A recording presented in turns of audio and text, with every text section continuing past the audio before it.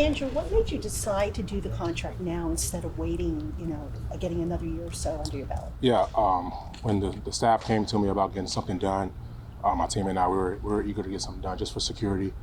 It's a blessing to be in this position, and it's also motivation to keep working and to live up to that number and compete to be the best tackle in the league. Was there a thought, Sewell is going to be up for one next year. You obviously are now. Sewell, Slater, Wirfs, you know this, right? These guys, the market could have exploded next offseason. Was there a thought to waiting and maybe being the last of that group to jump everybody? There were different negotiations, but at the end of the day, we decided what was best for me and my family. We decided to go with this deal. What does it mean to you? What was important to you in the deal? I would say security was the biggest thing, guarantees, things like that. Especially, with my history of ankle injuries and things of that nature, playing offensive line, people falling on you every game, you want to be secure. And you don't hope for injuries, but we know that's the thing that happens in this league. What does it mean to you to have the largest guarantee of any offensive lineman in history at this point? Yeah, like I said, it's a blessing, something I work hard for, and something I'm going to continue to work hard for to live up to that. It's a blessing for my family, my kids that I don't even have yet, but I'm excited for it and excited to be here for a while. Andrew, can you talk a little bit about your journey and how you endured some of the tough stuff at the beginning to get to this point? Yeah, I think all of that helped me build my character, just what I've been through, different staffs, ups and downs as a player. And then, honestly, it's the same mentality. Obviously, I'm paid now, I'm secure now, but I'm still working the same approach when, I wasn't performing well and people didn't think I deserved to be here. So that's the same approach that I have now. You know what your first big purchase is going to be? Not yet. We're going to figure it out, though. You share an agency with Saquon. Mm-hmm. How closely did you pay attention to the Giants' negotiations with them? Honestly, not too closely. We have different agents, so my negotiations were separate. I was just more focused on what was going on, with me. When did you get an idea that this was going to get done? Say it again. When did you start getting an idea that this was about to cross the finish line? It happened a little bit after the season. We started talking about it a little bit, and then things started to heat up after OTAs.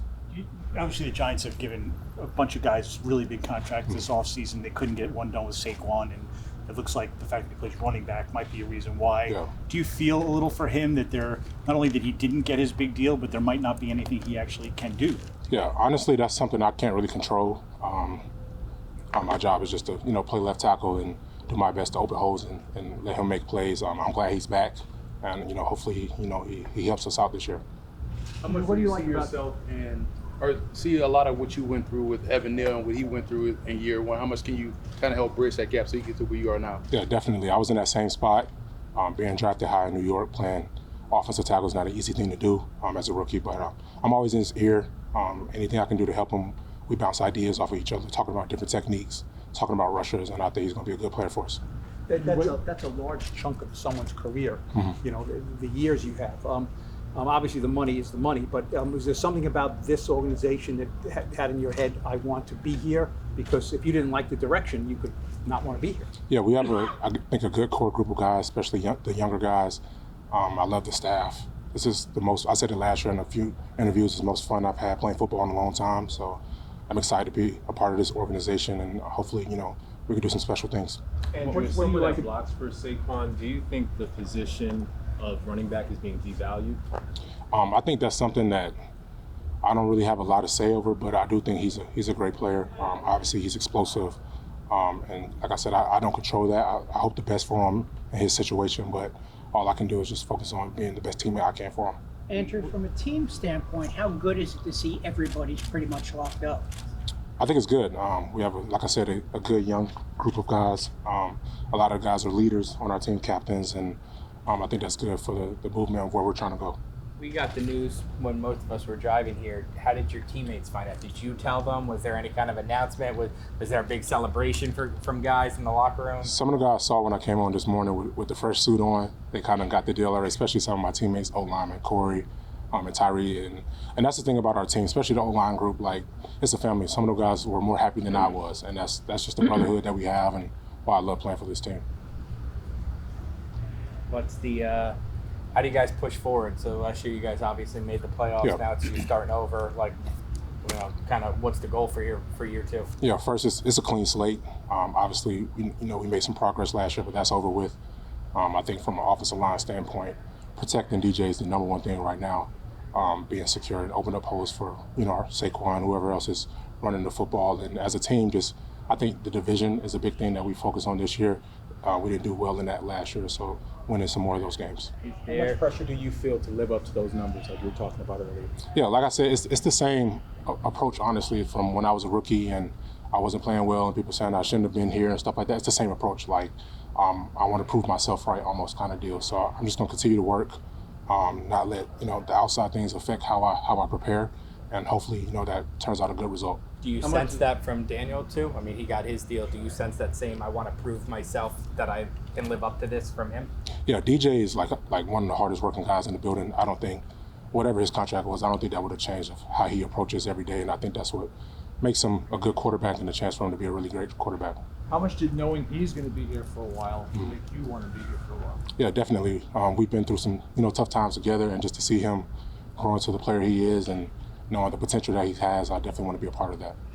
Is there a different feel this year? I mean, you guys probably came in last year, new coach, losing seasons. I mean, is there anything different this year? Yeah, it's definitely a different feel. Security in the offense, the coaching staff, we know the plays. We're not learning new installs. We kind of understand how things are done, how David wants us to play. And then the next step is just taking that forward and being more dominant on the field and, being special. Andrew, do you sense, though, that the offense is that you're playing faster now, even though it's early?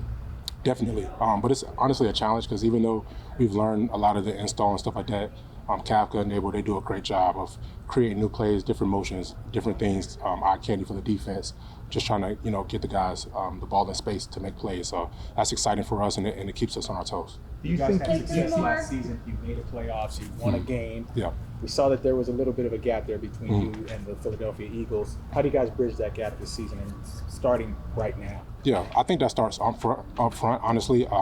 If you watch a lot of Phillies games last year, they dominated on both sides in the front seven. So I think if we close that gap, just being more dominant in the trenches, being able to protect DJ to allow him to make the throws that he needs to, and on the opposite side of the ball, our defenders being able to put pressure on the quarterback, I think that changed the outcomes of games. Andrew, you can't help but watch Darren Waller when you're watching your practice Yeah. at this point. I know you have a different view of it, though. Yeah. But what's it like now, him in a huddle and that presence? Yeah, so in OTAs, we did a lot of individual work, so we didn't see a lot, but just hearing from the guys and seeing some plays in team meeting, especially in the red zone, he's going to be a problem. We're excited to have him on our team. He's a great guy in the locker room, so I'm excited, looking forward to it. Andrew, do you think you are the best left tackle in football? That's the mindset I have, but I think there's more to prove. Just going back watching film last year, there's definitely some things that I can clean up to be a more dominant player and to have that title, but I'm still working every day to get there.